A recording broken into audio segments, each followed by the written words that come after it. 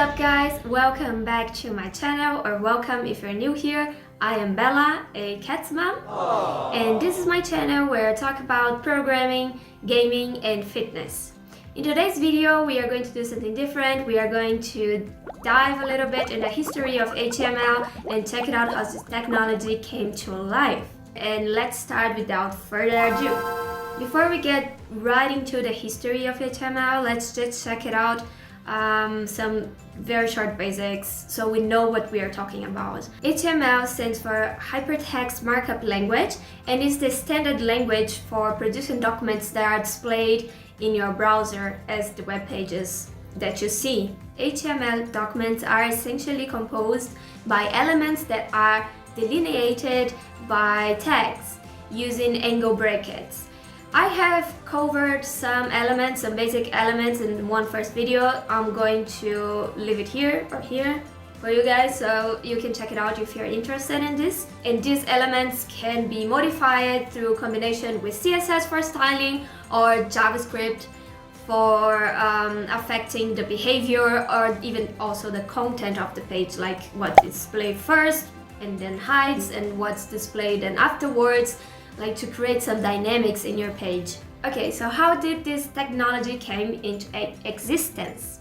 So the creator of HTML is actually a man called Berners-lee, who worked at CERN in 1980. CERN is the European Laboratory for Particle Physics in Geneva, Switzerland. CERN is where physicists from all over the world meet and engage in the contemplation of complex atomic phenomena that occur on minuscule scale in time and space. It's indeed surprising actually that a physicist at CERN was the one involved into starting something that would change our lives forever and we use every day now after so many years. Berners-lee specified HTML and wrote the browser and server software in late 1990. And the idea was actually to use the system to share information between scientists so they could share their papers and scientific results between each other. So the idea was to have in their computer like an interface where you could read a paper, press a button and go to the next paper. Only this. That was the idea. So the idea was actually mostly to help scientists from all over the world to collaborate and to work together so they could just see someone from US could see what someone in Japan is working with and the other way around. So it would be easier to share results and so on and so forth. And all this world of documentation would be represented as a web of information. Therefore, that's where the web comes from. It's important to notice though that team before this had already worked with document production and text processing and even had developed his own hypertext system before, which was called Enquire in 1980s. It was just for his personal use. But the first prototype of the web browser was then released for the next computer. This one here. Was released for the next computer in 1990. Something else was needed though.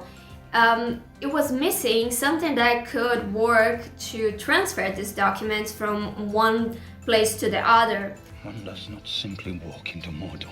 And that's when Tim developed himself the HTTP protocol, which stands for Hypertext Transfer Protocol. And yeah, that's exactly what you see on your browser. When you type an address to go to a web page, you always type HTTP, / and so on and so forth. That's the protocol that works to transfer and reads the document, the hypertext document that is the HTML. Right in the beginning though, people were not actually into it and other developers were like not very interested and the language was not even growing that fast or even that much. But in 1994, the Internet Engineering Task Force, IETF, created then the HTML working group, and 1 year later, the first standard HTML 2.0 was created and delivered out there. So That's what was used to create new pages, new HTML documents.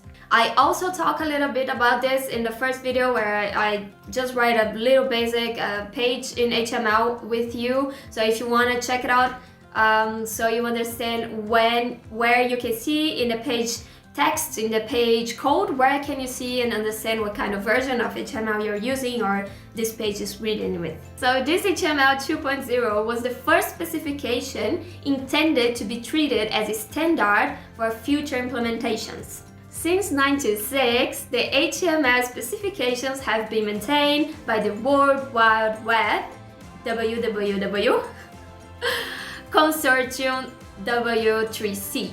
In 2014, the HTML5 became then the new standard, and that's the new pages, they are all written, they should at least, because of the new standards, they are all written with this version. The newest HTML version, the more complex elements there are, or the easier it is to implement some elements in your code. So yeah, I just hope you guys have enjoyed. This is a short video. I just wanted to give you an overview about the history of HTML. I think it's pretty interesting. I hope you liked this video. If you like, press the like button, subscribe to the channel. Bye!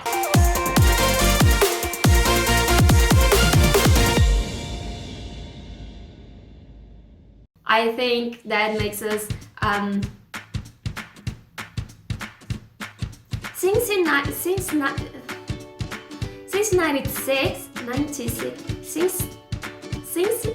that's not so easy.